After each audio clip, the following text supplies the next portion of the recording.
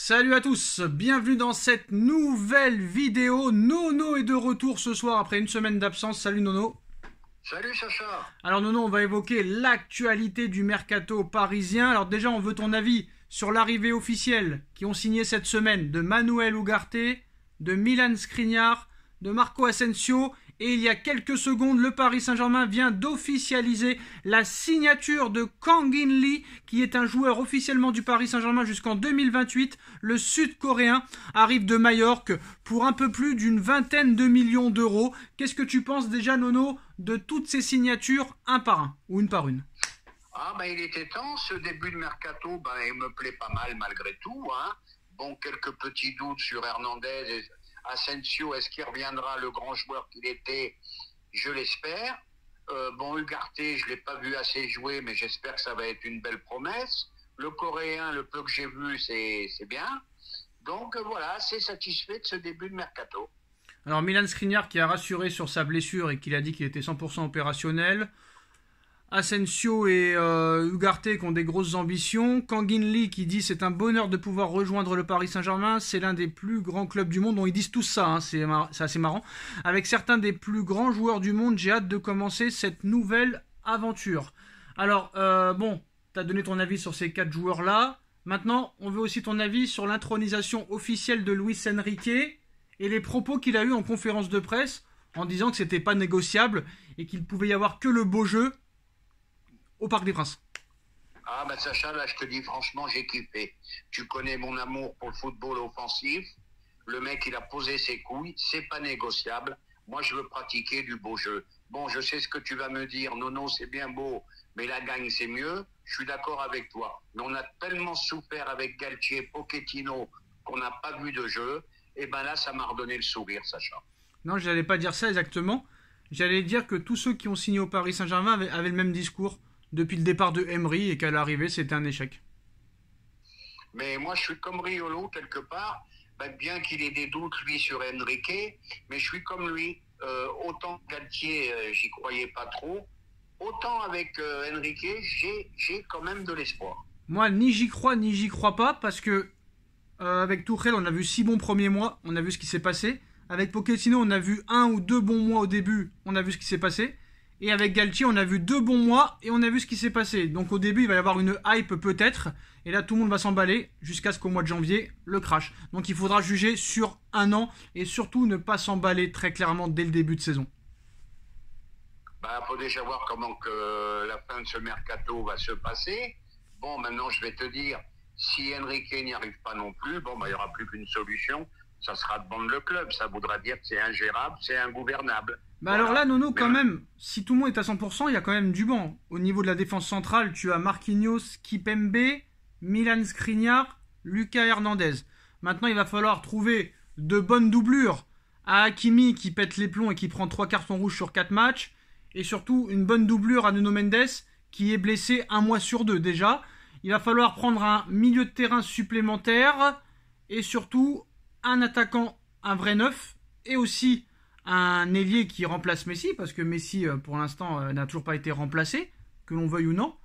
Et surtout, Nono, le point d'interrogation, là on va en parler, on va parler de beaucoup de choses, on va parler du dossier Kylian Mbappé, parce que tu n'étais pas là pendant une semaine. Alors déjà, la conférence de presse de Nasser Al-Khelaifi, soit il signe un nouveau contrat, soit il s'en va, et surtout Luis Enrique, qui a parlé comme si Mbappé ne sera pas à la reprise de l'entraînement le 17 juillet, Luis Enrique a dit « Je ne peux pas faire de révélation, je ne peux pas dire quoi que ce soit sur ce dossier ».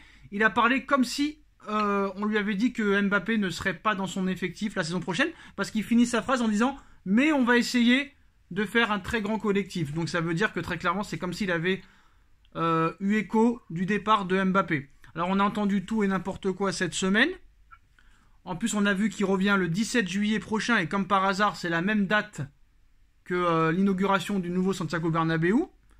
Et là, maintenant, cette interview aujourd'hui, Nono, cette interview qui fait couler beaucoup d'encre, ou entre guillemets, si on sait lire entre les lignes aujourd'hui de l'interview de Mbappé, on voit littéralement qu'à 80%, il fracasse complètement le Paris Saint-Germain, les joueurs, sa direction. Alors Nono, très clairement, cette interview, pour moi, il faut la juger en étant neutre. Ça veut dire qu'un mec qui adore Mbappé ne peut pas réagir à cette vidéo. Un mec qui déteste Mbappé ne peut pas réagir à cette vidéo. Il faut vraiment être très très neutre dans cette interview. Alors on va la décortiquer pour voir si très clairement c'est une honte ou s'il a raison. Parce que voilà, il y a peut-être des choses vraies comme des choses un peu dures dans ce qu'il a dit. Donc on va voir un petit peu cette interview, les meilleurs passages. On va pas lire toute l'interview parce que sinon ça prendrait des heures. Mais on va voir un petit peu les meilleurs moments. Alors au début il dit je vais aller en vacances, faire un reset, Nono. Retrouver de l'énergie et je reviendrai avec la fin que tout le monde connaît. Alors à noter, Nono, qu'il ne précise pas s'il reviendra au Paris Saint-Germain ou ailleurs. Il nous dit « Je suis un compétiteur quand je joue, c'est pour gagner. Et peu importe avec qui tu vas me faire jouer, peu importe mon maillot, peu importe l'endroit, peu importe l'année, je ne serai jamais rassasié de gagner, encore plus un trophée que je n'ai jamais gagné, comme la Ligue des Champions. » Après, il nous dit je repousse les limites pour moi d'abord. Les gens n'aiment pas trop qu'on dise ça, mais une carrière, c'est être égoïste. C'est la tienne, c'est ce que tu laisses en héritage. De base, je suis un éternel insatisfait, donc je ne suis jamais impressionné par ce que je fais. C'est déjà une première clé pour me comprendre, car tout ce que je réalise, je me dis que je peux le refaire en mieux. Alors ça, c'est choquant, parce que très clairement, là, ça veut dire que je joue que pour ma gueule, et le reste de mes coéquipiers, je m'en tamponne le coquillard. Ce qu'il manque au Paris Saint-Germain pour gagner la Ligue des Champions, je ne sais pas. Ce n'est pas trop une question pour moi. On a fait ce qu'on pouvait, point. Il faut parler aux gens qui font l'équipe, qui organisent l'effectif, qui construisent ce club. Alors c'est marrant, Nono, parce que c'est lui quand même qui a fait venir Campos, qui a complètement raté ses 2 mercatos où il a été directeur sportif. Est-ce que les gens banalisent mes performances? Oui, mais en même temps, je ne leur en veux pas. En France, on m'a vu grandir, on me voit au Paris Saint-Germain tous les week-ends ou en sélection, et ça fait des années que je marque beaucoup, donc pour les gens, très clairement, ça devient normal. Je ne me suis jamais plaint que mes performances soient banalisées, moi-même je banalisais ce que faisait Messi, Cristiano, ou un autre grand joueur chaque week-end. On est dans une société de consommation où Prime le sait bien, mais fait encore. Je pense que jouer au PSG, ça n'aide pas beaucoup, parce que c'est une équipe clivante, un club clivant. Donc bien sûr que ça attire les mauvaises langues, mais ça ne me gêne pas car je sais ce que je fais et comment je le fais.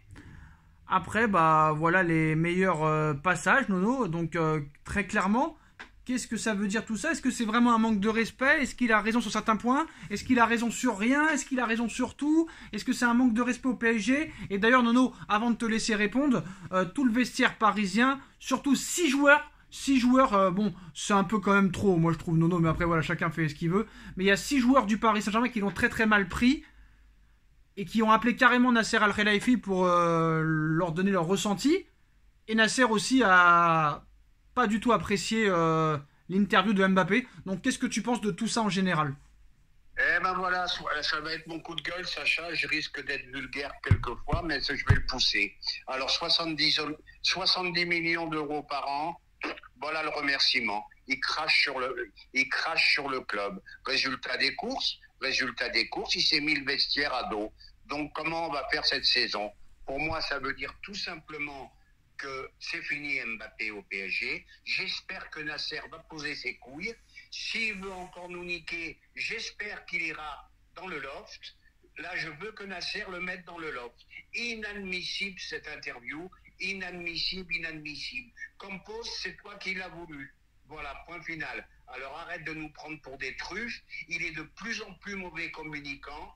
Il devient de plus en plus mauvais. Et puis je le dis et je le répète, mon petit Mbappé Mboulard, au même âge, Messi te valait 300 fois, Neymar était meilleur que toi, Ronaldo le Brésilien était meilleur que toi, le Portugais était meilleur que toi, le Ronaldo le Portugais était meilleur que toi aussi, et là tu craches dans la soupe, tu prends tous les autres pour de la merde. Les mecs qui viennent d'arriver doivent se dire, il est injouable, on peut pas jouer avec lui, mais il faut vite qu'il s'en aille. Et arrêtez de me dire qu'il est bon, arrêtez, qu'il aille faire ce bordel au Real, et qui me montre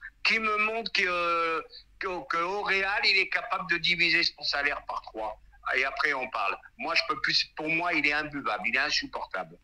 Bon, point final. Alors déjà, au Real Madrid, il n'aura jamais l'opportunité de faire ça. C'est pour ça que je suis inquiet dans l'histoire, Nono, parce que je pense qu'il va vouloir rester jusqu'en 2024 et que ça va être la guerre totale. Maintenant, je suis d'accord avec toi. Nasser, excuse-moi, je t'interromps, que Nasser monte ses couilles. Voilà, qu'il monte ses couilles, qu'il le mette dans le loft. Mbappé ou pas Mbappé. Il a montré un petit peu ses couilles déjà en expliquant l'ultimatum. Maintenant, on verra s'il a vraiment des grosses couilles. Alors, moi, ce qui m'a vraiment le plus choqué dans cette interview, c'est l'égoïsme. L'égoïsme, quand il te dit, moi, je joue pour moi, je joue pas pour les autres. Une carrière, c'est être individualiste. Bon, attends, faut arrêter. Ça, c'est honteux. Mais il aurait dû faire de l'athlétisme, Sacha. Ouais. Faut pas qu'il joue dans un sport parce collectif. Que Ronaldo disait pareil. Il aurait dû faire de l'athlétisme. Ronaldo disait pareil, et Ronaldo a gagné 5 Ligues des Champions, 5 Ballons d'Or, et beaucoup de trophées. Et surtout, la chose aussi qui m'a choqué, c'est qu'on lui a posé la question, quel a été ton plus grand regret en 2022-2023 ? Il a dit, mon seul regret, c'est la finale perdue de la Coupe du Monde. Donc il n'a aucun regret d'avoir perdu le 8e de finale contre le Bayern, d'avoir perdu le 8e de finale de Coupe de France contre Marseille ou le 16e, et d'avoir presque perdu le championnat. Donc là maintenant, moi je pense, Nono, très rapidement, que c'est un message très clairement de haine. Je ne sais même pas s'il a vraiment le Paris Saint-Germain dans le cœur. Je pense que de Monaco à Paris, il a signé parce que pour lui c'était le mieux. Mais je pense pas que ce soit un très grand supporter du Paris Saint-Germain. Quand il était jeune, je pense que c'était le petit footix qui supportait les Milan AC, les Real Madrid, etc. Maintenant, d'après Foot Mercato, Paris veut le vendre immédiatement. Et c'est là que le problème arrive, Nono. Il y a encore PSG Community, parce que PSG Community avait annoncé l'arrivée d'Enrique. C'est bon. Après, il nous annonce le départ de Campos et le départ de Mbappé. Que le PSG et Mbappé, c'est terminé. Et que Mbappé sera un joueur du Real Madrid pour 200 millions d'euros, plus 52 bonus. Qu'il y a un accord entre l'émir et Florentino Pérez. Mais maintenant, on a vu aussi PSG Community hier, Nono, annoncer encore une fois que Mbappé sera bien madrilène et que aucunement les primes de fidélité seront un problème à son transfert. Là, on entend parler aujourd'hui du côté du Real que le Real songe à vendre Aurélien Tchouaméni entre 80 et 100 millions d'euros pour faire le dossier Mbappé cet été en priorité, pour régler les primes de fidélité, le salaire, le transfert, etc. Donc maintenant, la question qu'on se pose, Nono, est-ce qu'il fait tout ça pour que très clairement, parce qu'apparemment il y a un accord entre lui et Pérez, mais est-ce que c'est pour cet été ou l'année prochaine? Est-ce qu'il fait tout ça? Est-ce que cette lettre, il y a un mois, envoyée à la presse et aux dirigeants pour dire qu'il ne prolongera pas au-delà de 2024, maintenant cette interview, alors qu'on sait qu'on est en plein mercato, il balance ça, est-ce que ça veut dire je vais vous faire l'enfer jusqu'en 2024, ou est-ce que ça veut dire je fais cette stratégie-là pour que vous me vendiez le plus rapidement possible? Est-ce que Pérez va vraiment faire une offre comme PSG Community le dit? Est-ce que Mbappé va vouloir rester, ou est-ce que Mbappé fait ça pour vraiment partir à 100% cet été? Que va-t-il se passer honnêtement, Nono? Ah bah moi, ma pensée, c'est ce que je pense moi. Je pense que Mbappé au PSG, c'est fini. Je pense que dans la semaine à venir, au maximum dans 15 jours, Pérez va faire une offre. Et puis si ça n'arrive pas, comme je t'ai dit, je souhaite de tout cœur que Nasser, il le mette dans le loft. Alors voilà. Maintenant, il y a un problème, Nono. Je vais rajouter un petit mot. Si c'était Neymar ou Messi qui avait fait ça, eh ben, on en parlerait pendant 1 mois et demi. Maintenant, il y a un problème. Mbappé l'intouchable. Mbappé l'intouchable. Maintenant, il y a un problème, Nono. Il a fait Nono. son interview aux journalistes de l'équipe. France Football, c'est le même. Maintenant, il y a un problème, Nono. Voilà. Comme ils sont fous de lui, voilà, ça passe. Maintenant, il y a un problème, Nono. Il y a un très gros problème. Lequel ? Comment on fait s'ils n'arrivent pas à se décider avant la fin du mercato et que Paris n'a pas le temps de le remplacer? Il aura foutu le bordel jusqu'au bout. Mais je persiste et je signe. Il faudra le mettre dans le loft. Inadmissible cette interview. Inadmissible. Est-ce qu'ils auront les cojones de le mettre dans le loft? Il est de plus en plus mauvais communicant. Est-ce qu'ils auront les cojones de le mettre dans le loft? J'espère qu'il les aura. S'il les a pas, c'est à se morfondre et puis c'est à. Voilà ce que doit faire Nasser. Et c'est à arrêter non, c'est simple, Nono. de penser c'est simple. Positif. Non, mais Nono, ça sert à rien de parler pendant des heures. Ça sert à rien. C'est très simple. Quand il rentre de vacances, ou même maintenant, je ne sais pas, l'émir, Nasser, doivent lui dire, c'est très simple. Soit tu prolonges, mais moi je pense que c'est une mauvaise idée. Et si tu veux pas prolonger, si tu veux vraiment partir, c'est simple. Soit tu pars maintenant et on te vend et nous on récupère une indemnité de transfert. Et si tu veux pas partir, tu resteras toute l'année très clairement chez toi. Et il n'y aura pas d'euros, il n'y aura pas de JO, il n'y aura rien du tout. Mais moi je pense que Nono, même 1 an sans jouer, Deschamps le prendra quand même. Oui, mais ça, c'est son problème à Deschamps. Moi, ce que je vois, c'est qu'à un moment, il faut ouvrir les yeux. Il n'y a pas besoin toujours d'un Mbappé pour gagner la Ligue des Champions. Mais non, mais t'as pas compris. T'as pas compris, Nono. S'il veut faire la guerre, le gars. Oui, on a compris. Regarde Liverpool quand ils l'ont gagné. Il n'y avait pas de grande star. Non, mais ça bah voilà, faut arrêter avec Mbappé. Mais tu dis n'importe quoi. C'est bien ce qu'ils font là. Mais tu là, dis ils sont en train de n'importe quoi. construire Non, une mais équipe. Nono, tu dis n'importe quoi. Toutes les Ligues des Champions se sont remportées avec sans Mbappé, pardon. Sans Mbappé, donc c'est pas le sujet. J'ai juste dit que si le mec décide de te faire l'enfer, de dépenser autant d'argent pour mettre un mec dans le loft. C'est pour ça qu'il faut le menacer. Il faut le menacer très violemment en lui expliquant que tu ne joueras pas de l'année si tu veux pas partir. Très clairement. Voilà.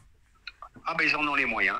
Même Mbappé, ils en ont les moyens. Mais est-ce qu'ils le feront? Non, mais non, tu fais exprès ou quoi? Tu réponds pas aux questions là. Je te dis que s'il veut pas partir, il faut le menacer de ne plus jouer de la saison. Eh ben c'est ce que je viens de te dire. Non, tu me dis, tu me dis, ils ont les moyens de le payer quand même et de le laisser chez lui toute l'année. C'est ça que tu me disais. Eh ben oui. Mais ça n'a rien à voir avec ce que je dis. Il faut le menacer très clairement pour qu'il parte. Ah mais et s'il veut pas?